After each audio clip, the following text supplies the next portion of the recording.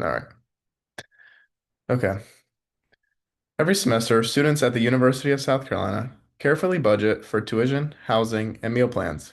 Even after paying those major expenses, they are still required to spend hundreds or even thousands of additional hidden fees on textbooks. As a USC student, I have personally experienced the stress of waiting to purchase expensive textbooks or access codes. I have also seen classmates delay buying required materials because of cost, which can put them at an academic disadvantage from the first week of class.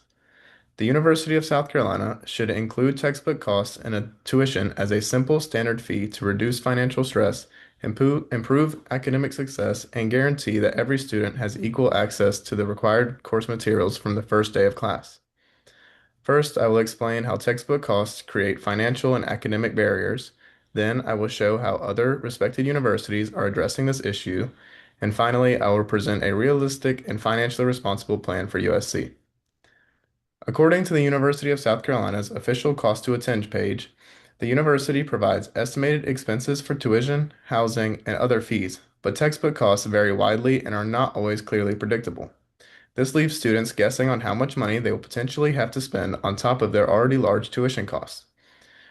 National peer-reviewed research from the Education Data Initiative shows that textbook costs have increased significantly over time and in the current state are costing students over $1,200 a year. Their research also shows that 25% of students work extra shifts to pay for their textbook, and 11% have skipped meals to be able to afford them.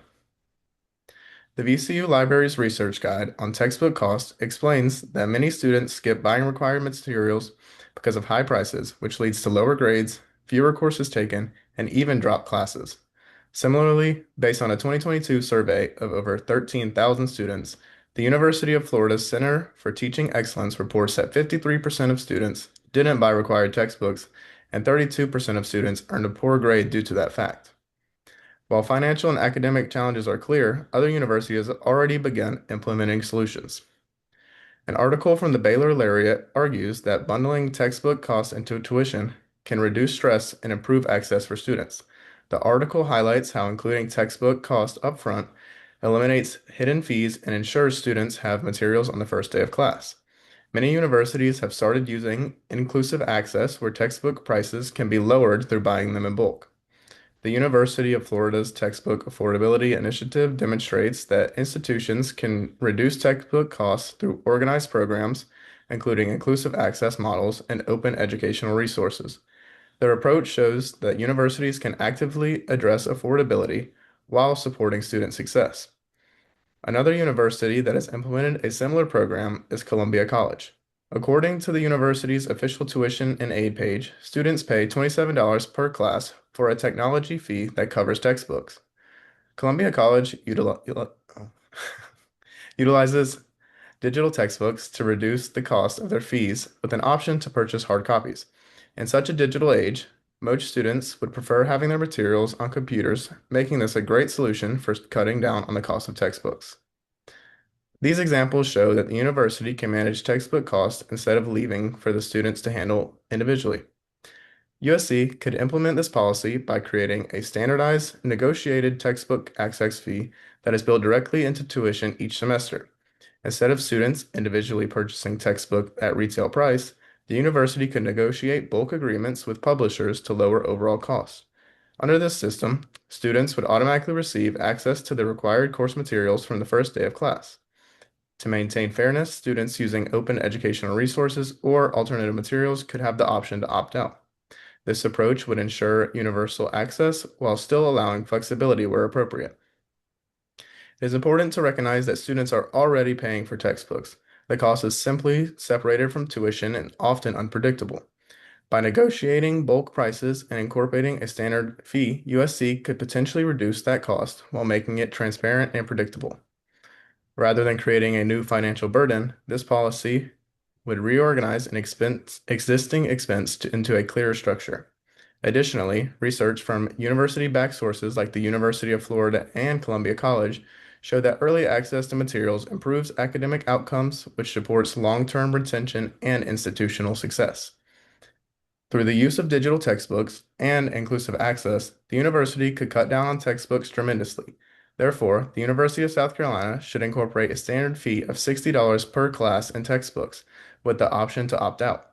This would cost students taking 15 credit hours $600 for 2 semesters of school, rather than the $1,200 on average for 2 semesters of school. To minimize financial risk and address potential concerns for the Board of Trustees, USC could begin with a pilot program in high enrollment general education courses. The university could track academic performance, course completion rates, student feedback, and overall financial impact during the trial period. If the data shows improved access and measurable academic benefits without significant budget strain, the program could gradually expand. This phased approach ensures that a decision is data-driven, financially responsible, and aligned with the university's long-term priorities. Textbook costs are more than just an inconvenience, they're a barrier to equal opportunity in higher education. By incorporating a standardized textbook fee into tuition, USC can reduce financial stress, promote academic success, and create a more transparent cost structure.